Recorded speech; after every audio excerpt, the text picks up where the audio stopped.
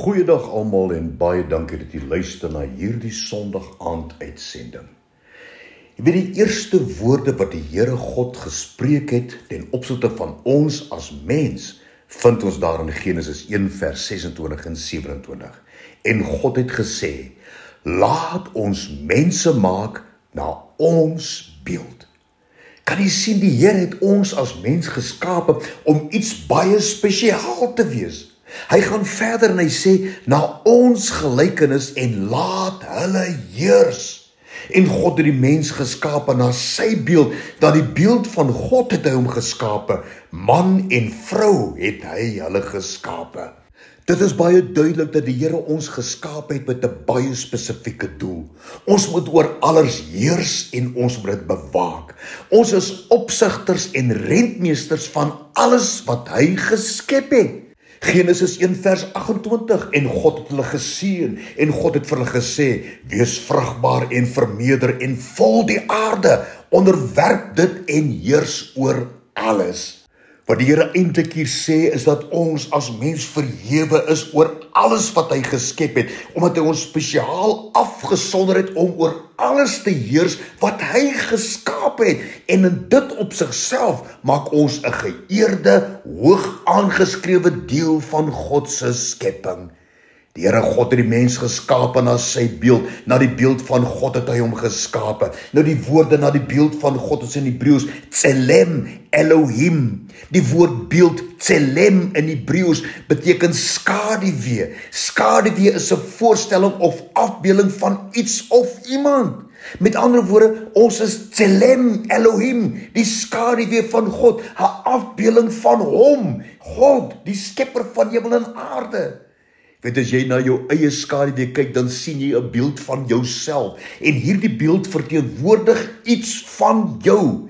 Jy kan spieël by die skaduwees van jou hande en vingers teen 'n plafon of 'n muur, en die skaduwees beeld so verskillende vorms of afbeeldings uit, maar dit weerspieël nog steeds iets van jou of 'n deel van jou.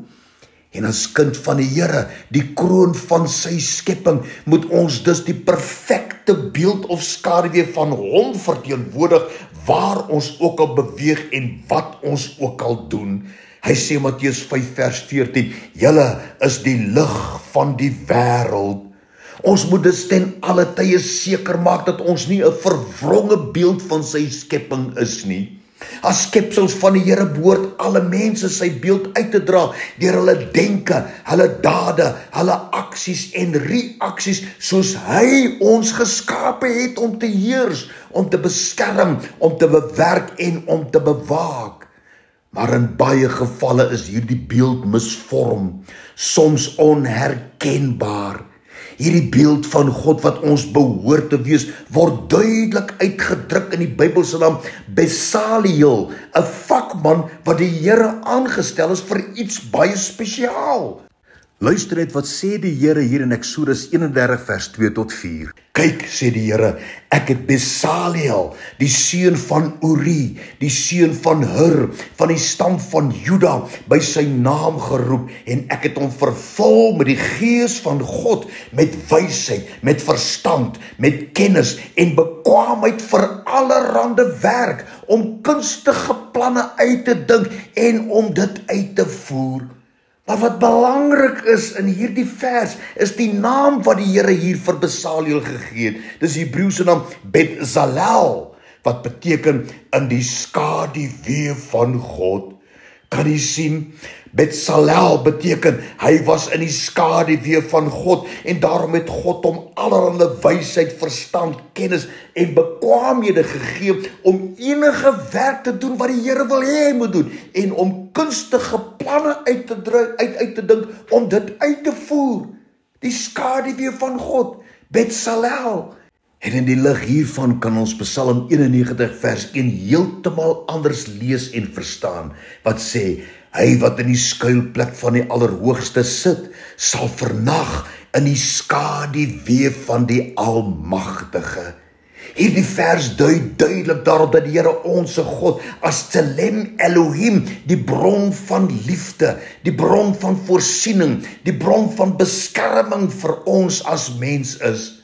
Ag, dit is verder baie duidelik dat dit alleenlik hierdie Tselem Elohim teenwoordigheid van die Here is wat ons kan vul met wysheid, met begrip en kennis en met intelligensie en om daardeur ons die vermoë en vaardighede te gee om ons alledaagse aktiwiteite suksesvol af te handel.